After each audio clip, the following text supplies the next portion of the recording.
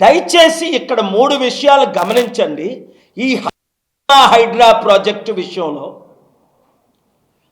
ఒకటి, ఎవరు ఈ నదులు, కాలువలు, పాండ్స్ ఆక్యుపై చేశారు అంటే రాజకీయ నాయకులు. వారిలో ఒకరినైనా రేవంత్ రెడ్డి గవర్నమెంటు ప్రాసిక్యూట్ చేసిందా? లేదు. 2, ఎవరు బిల్డ్ చేశారు ఈ ప్రాపర్టీని?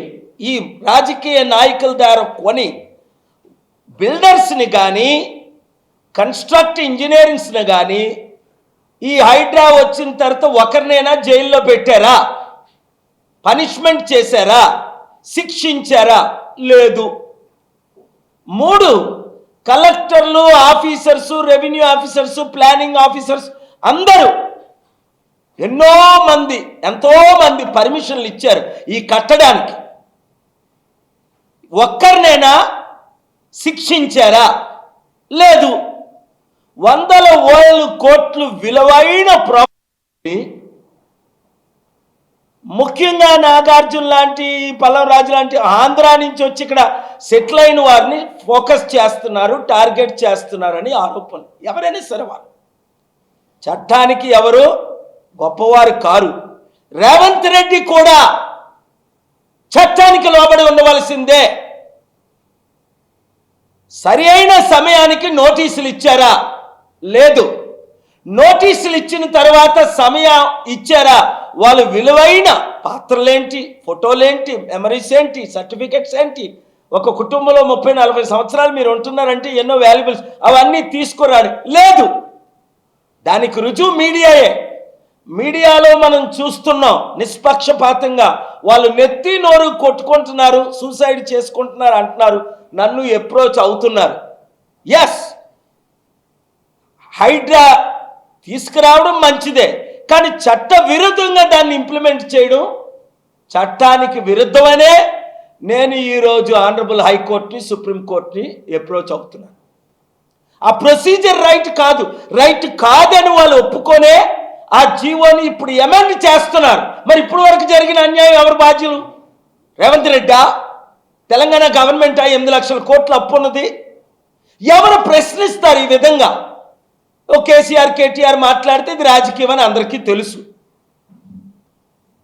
అక్కడేమో లడ్డూ వివాదం 3 నెలల కిందట తెలిస్తే, ఇప్పుడు దొంగ చచ్చిన 6 నెలలకు కుక్క మొరిగిందని, అక్కడ ఫెయిల్యూర్ అయిపోయారని.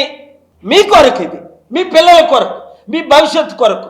ఎస్, ఇల్లీగల్ కన్స్ట్రక్షన్ రాంగే. నదుల్ని, కాలువల్ని మనం కాపాడకపోతే, పార్కుల్ని, అది రాంగే. రేవంత్ రెడ్డి ఐడియా బాగుంది, మరి ఈ ఐడియా వెనకతల ప్లాన్ బాగోలేదు, ఇంప్లిమెంటేషన్ బాగోలేదు, చట్ట విరుద్ధం అని వాళ్ళకి తెలిసిపోయింది. అందులో కోర్టులో స్టే ఉంటుండగా కొన్ని విషయాల్లో ముందు అమెండ్మెంట్, ఇంత పెద్ద కట్టడాన్ని కూల్చడం ఎవడైనా కూల్చేస్తాడు.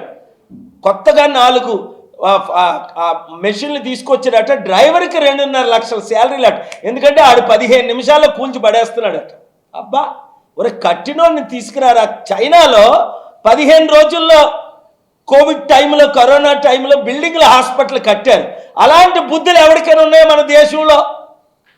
15 రోజుల్లో హాస్పిటల్ కట్టడం, 30 రోజుల్లో ఛార్జ్ షీట్ వేయడం, 3 నెలల్లో రేప్ చేసిన జైల్లో పెట్టడం లేదా ఉరిశిక్ష చేయడం.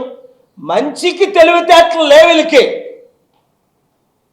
పాడుకు తెలివితేటలు ఉన్నాయి. ఎందుకంటే సర్ప సంతానం అన్నాడు యేసు ప్రభు. తల నుండి నెత్తురికి పాదాల వరకు విషమే విషం. వీళ్ళు తలంపులే విషం, వీళ్ళ మాటలే విషం, వీళ్ళ ఐడియాలే విషం. పీసీ మిషన్ని క్యాన్సిల్ చేయాలి. అక్టోబర్ 2ని సమిట్ పెడదామంటే కోతిలా గెంతాడు రేవంత్ రెడ్డి. పెడదాం సార్ అని ఎలక్షన్ ముందు, ఎలక్షన్ తర్వాత 4 సార్లు కలిసి. ఇప్పుడు ఎందుకు పెట్టలేదు అంటే మా మేడం పెట్టనివ్వట్లేదట.